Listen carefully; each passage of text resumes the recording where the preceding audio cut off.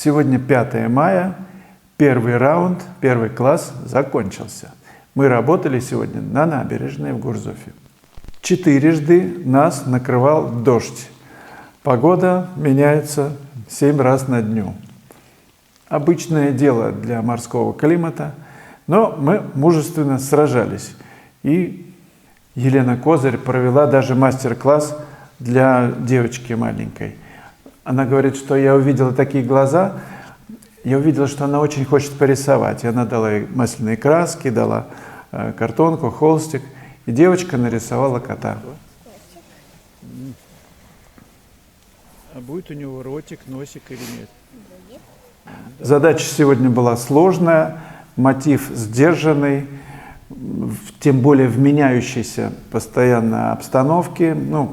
Состояние меняется все время в природе, динамичное довольно-таки. То тучи, то солнце, то дождь. И поэтому писать в такой среде очень сложно. Лучше писать маленького размера, малого формата работы, чтобы успеть.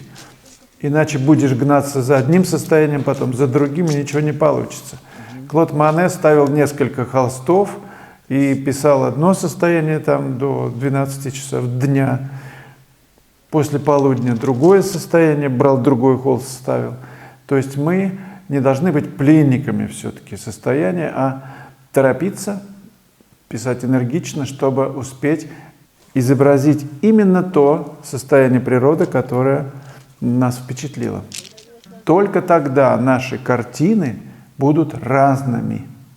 В конце ролика, как обычно, я покажу работы, а сейчас несколько вопросов. Ольге, спасибо, маэстро. Маэстро, это уж прям сильно сказано. Я ученик у природы, вечный, наверное, ученик. И очень рад, если рядом со мной оказываются такие же влюбленные в живопись маэстры, потому что влюбленность управляет, заставляет работать в дождь, в холод. И это очарованность, конечно, жизнью, очарованность природой. Дорогого стоит. Очень нам нужны ваши слова, подсказки. Живу за городом, но ни разу не была на пленэре. С чего начать? С чего, Ольге? Это уже начало. Когда вы говорите, с чего начать, значит, вы уже созрели, и тогда все получится. Просто берите необходимый скарб. Если маслом, значит, покупайте масло, палитру, холстики. Сейчас, благо, можно на Валберес или, я не знаю, на Озоне где-нибудь заказать, вам все привезут домой. И выйти во двор, в конце концов. За городом живете, за городом. В любую подворотню зайдите, и это уже мотив. Для начала лучше закрыться, чтобы никто не видел, чтобы вас не смущали прохожие. А потом, когда вы уже будете опытные к следующему этюду, к следующему выходу, уже выходите в центр города. И совет: кого-нибудь возьмите в напарники. Может быть, кто-то найдется, с кем просто легче будет пережить эту драму. Для многих это очень большая драма, потому что до слез, честно. Потому что прохожие воспринимают всех нас как маститых. Им до лампады, учится человек, не учится. Они выражают свое мнение. Помните, как Врубель сказал, чем отличаются французы от русских, прохожих? Что французам до лампады, что вы делаете? На самом деле я заметил, будучи во Франции, что они просто вежливы, они не хотят беспокоить, деликатно. Они спрашивают разрешение, можно ли посмотреть.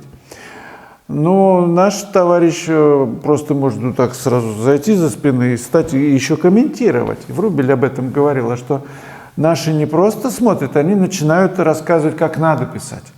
Они начинают учить. То есть фактически они неравнодушны. Это же самое главное.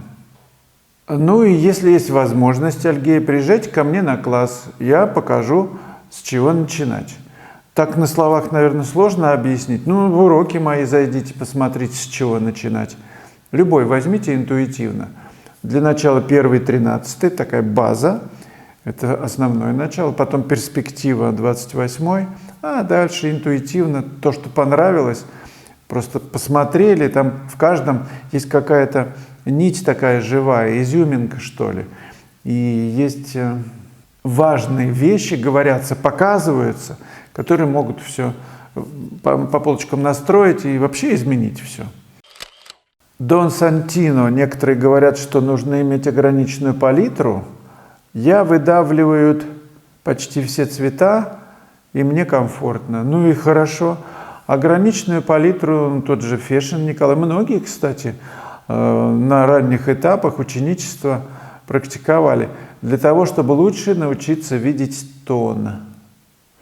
Но вот как тут быть, если, например, теплое одного цвета и холодное, одного тона с холодным? Вы понимаете, тут такой ключ находится невероятный. Тон один, цвет разный, и это работает сильнее, чем просто... Вот как бы вы сделали гризалью? Или когда у вас ограниченная палитра? Ну, нет же красок. Значит, вы вынуждены, если одинаковые тональности у теплого, допустим, куска и холодного, да? Вот как вы их возьмете? Если у вас нету, например, даже холодного ультрамарина, никакого нету, кроме черной ничего нету, ну как у Сорна. И тем не менее он вытягивал, и получалась прекрасная живопись.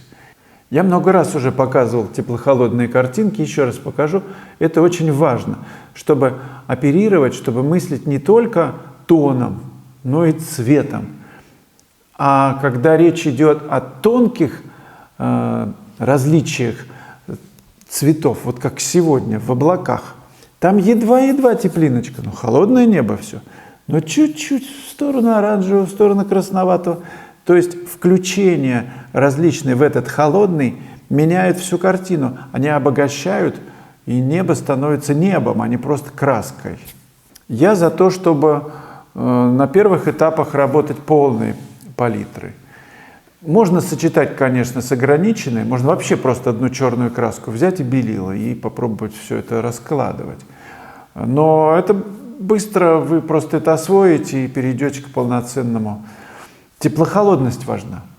В живописи теплохолодность — это просто, ну я не знаю, на мой взгляд, основа, которую, может быть, недооценивают, ну, некоторые художники, скажу мягко.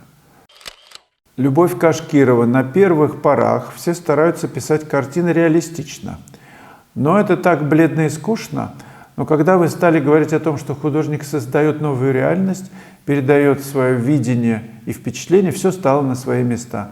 И пришло понимание, что именно так надо подходить к работе, а не охотиться за каждым листочком и травинкой. Большое вам спасибо, успехов вам на вашем поприще и новых находок. Спасибо, дорогая Любовь.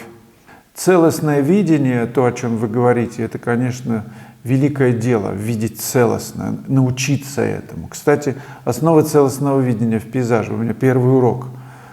Посмотрите, там, я не знаю, 1000 примеров, на которых просто я показываю, как это важно. И как вы просто будете ходить по улицам, как я вот иду, у меня глаз моментально считывает и выстраивает композицию, композиционное решение сразу, куда бы я ни посмотрел. Автоматически ты просто из любого сюжета, просто идя по улице, рисуешь композицию. Это и есть участие художников в мире, это восторг от жизни, от того, что ты идешь и смотришь, и все это тебя, вот, величие такой природы, такая красота, такая неодинаковость во всем. Надо бить себе по рукам, когда они начинают листочки пересчитывать, эти рисинки, зернышки. Потому что целостные пятна, когда они взяты одно к другому, большие массы, да, ну, в любой работе, вот это создает настроение. Иначе листочки не создадут. Гармония возникает от сочетания больших масс, больших пятен. Потом кое-где там ты можешь тыкнуть несколько раз, и то не переборщить важно. Но пестрота в жизни, например, вот в разговоре, иду по улице, и две женщины разговаривают. Я уже в магазин съездил, потом вернулся, прошло 2 часа, они разговаривают на улице. То есть это такое обилие кружавчиков, кружевное такое вот словесное одеяло длительностью в 2 часа. Но это, наверное, не очень большой период, может быть, кто-то и больше разговаривает. Что там 2 часа? Всю жизнь, в общем-то, можно говорить. Ни о чем. И потом расходится каждый в свои номера. И наверняка каждый говорит, как я от нее устала. Я к чему это? К тому, что живопись может быть такой, что от нее устанешь тут же, в ту же секунду, потому что там столько всего наговорено за эти 2 часа, что хочется убежать из этого выставочного зала, туда, где молчание. Живопись — это о молчании. Скидки 10% на все мои уроки. Заходите в онлайн-школу. Давайте будем учиться живописи, учиться видеть целостно и хорошо писать. Я очень люблю маленький формат. Я даже не назвал бы эти работы, которые я пишу на небольших форматах, этюдами, потому что я в них вкладываю ощущения. Я пишу ощущения, свой восторг от того, что я вижу. Писать на малом формате довольно-таки приличного размера кисточкой — это вообще для многих странность. Но оказывается, это возможно. При условии, что мы очень обобщенно, широко смотрим на сюжет, на мотив и разбиваем его на составные части. Фактически мы превращаемся в некое подобие сканера, который сканирует пространство, но не в полноцветном режиме, а настроен он, например, на 10 точек, на 10, он должен в 10 областей все это превратить, условно говоря. То есть, где много деталей, он раз, но одного тона он обобщает в один кусок.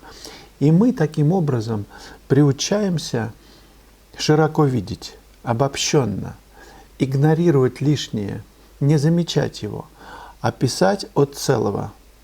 Часто художники говорят, что им размахнуться негде, им нужен большой формат. Но большой формат — это большое количество ошибок. В малом формате они легко исправляются.